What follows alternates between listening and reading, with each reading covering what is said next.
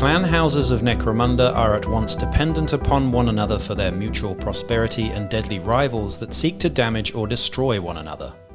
Each controls its own share of the industry and resource that makes Necromunda so vital to the Imperium, jealously guarding its rights and power against rivals and enemies.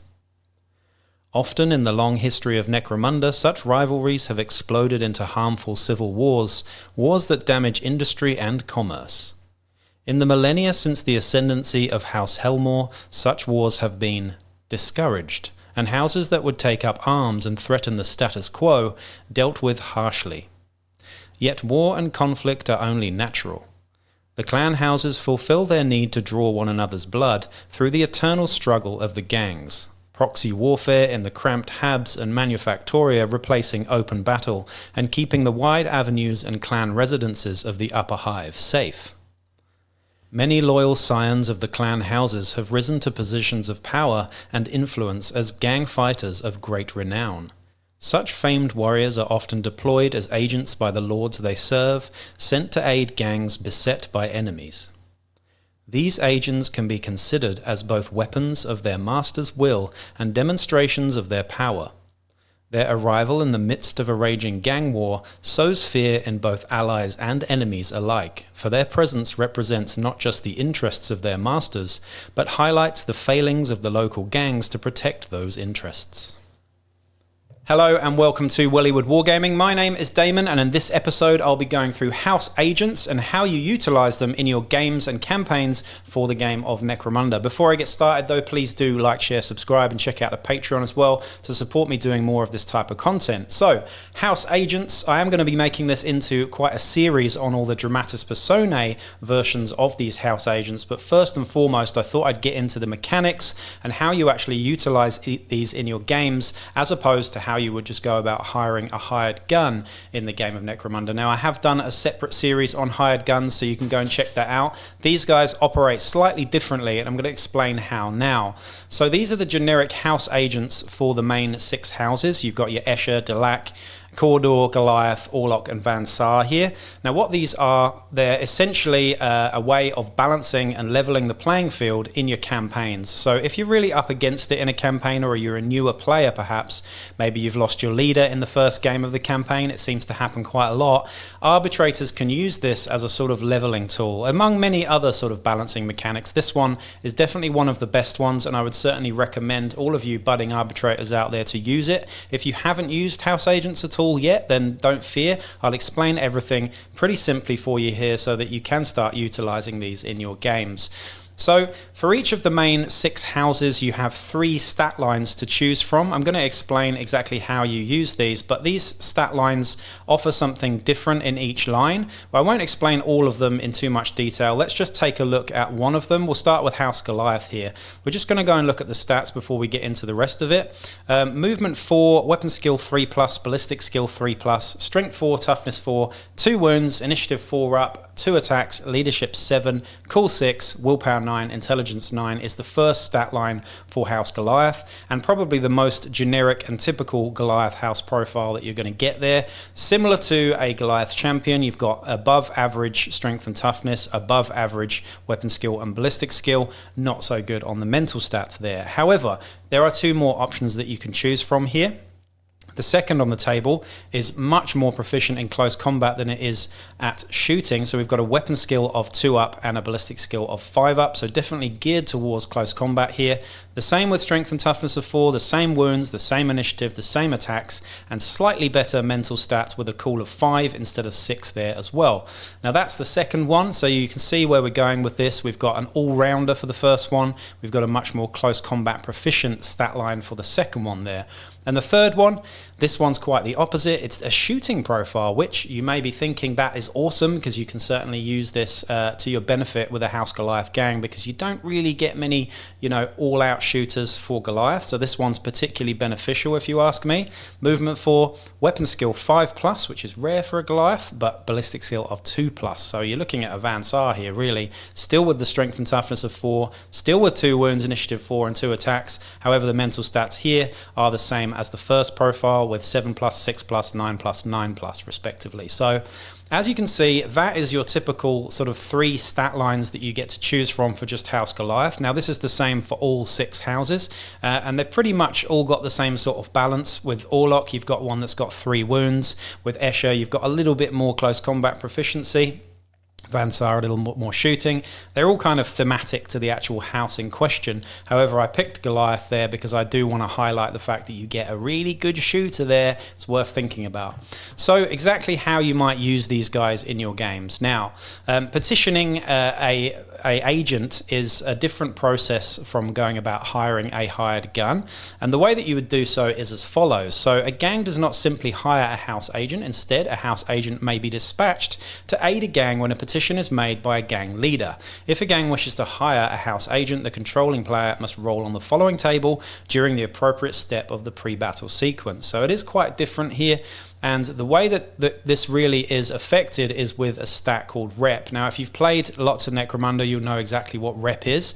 You gain and lose rep based on whether you win and lose scenarios most of the time. You can get rep from other means as well, but we're not going to go into the nitty-gritty of that. But rep is a stat that allows you to get new hangers on, allows you to get new brutes and whatnot, and usually is a good judge of how well you're doing in a campaign. The higher the rep, usually the better your gang is performing. Not always though.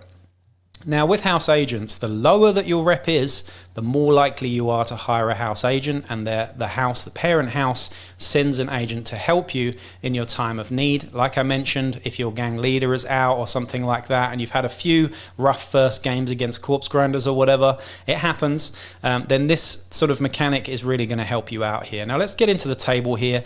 Now what you do here is you roll a d6 and you add your rep. The first one, 1 to 5, the house heeds the gang's plea for aid and the house agent is dispatched. The gang may hire a house agent for this battle for 40 credits. Now 40 credits is very cheap when you consider that stat line and the sort of war gear, equipment and skills that we're going to go through in a second. So that's the ultimate result on a 1 to 5. We then have 6 to 10. The house reluctantly agrees to send aid to the gang, but it will cost them. The gang may hire a house agent for this battle for 80 credits. So that doubles from 40 credits, but it's still not a lot of credits if you really, really want to add a little bit of punch to your gang.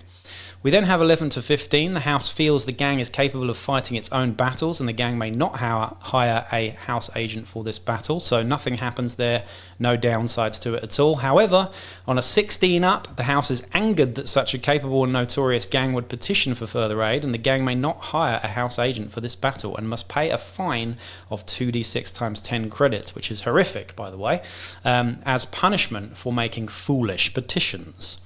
Note that a gang may make a petition to hire house agent or it may roll on the house favors table. It may not do both. So house favors is something I'm going to touch on in a few other videos. That's a slightly different sort of balancing mechanic, but a still very valid one. A house agent gives you a fighter, and the house favors table can do other things, slightly more dynamic as well. So that's basically the long and short of how you recruit one of these guys. Now, like I mentioned, there are dramatis personae and special character ones of these, and they have varying costs that are kind of similar to this system. Sometimes they have their own table, or they'll just be slightly more expensive, but we'll get into those in a future series of videos. Now, what these guys count as you can tell by the stat line, they basically count as champions, so they still get that champion leading by example rule of a 6-inch bubble as opposed to a leader with a 12-inch bubble for those bottle tests and whatnot. And they also have group activation 1 as well, instead of 2 like your leader, but it's still really nice to have indeed. Additional fighters with this special rule activated in this way may not themselves use the special rule during this activation, so that's the group activation sort of highlight there.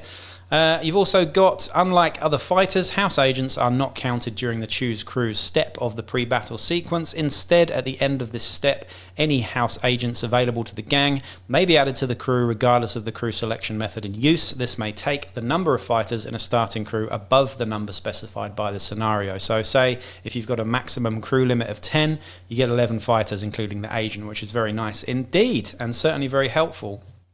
Now, the way that these guys are equipped and the skills that they come with is entirely up to you.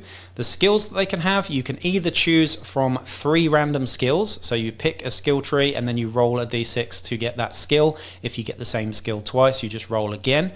Now you can do it that way, which I believe is similar to bounty hunters as well, or instead of having 3 random skills, you can have 1 random skill and 1 completely chosen skill from a tree of your choice. Now it's completely up to you. I personally think 3 random skills is usually better, even if they're crap skills. It's just nice to have 3 skills. Or you could go for a really OP skill like Nerves of Steel or Overseer or something, along with a random one with the second option there. So that's how they are skilled. In terms of equipment, the House Agent may be equipped with up to 150 credits worth of weapons and war gear, chosen for free from your house equipment list. So it's a little bit ambiguous whether you can take those unique weapons and war gear like your Serpent's Fangs or your paired pulverizers. Personally, as an arbitrator, I would say no, just keep it to the sort of basic house equipment stuff, otherwise it just gets a bit silly. But that's pretty much that in terms of the equipment and the war gear and stuff that they get. As you can see, that's the sort of generic way of doing the House Agents thing. I think this is a really good opportunity to use these in your campaigns as a way of leveling the playing field for those gangs that aren't doing so well.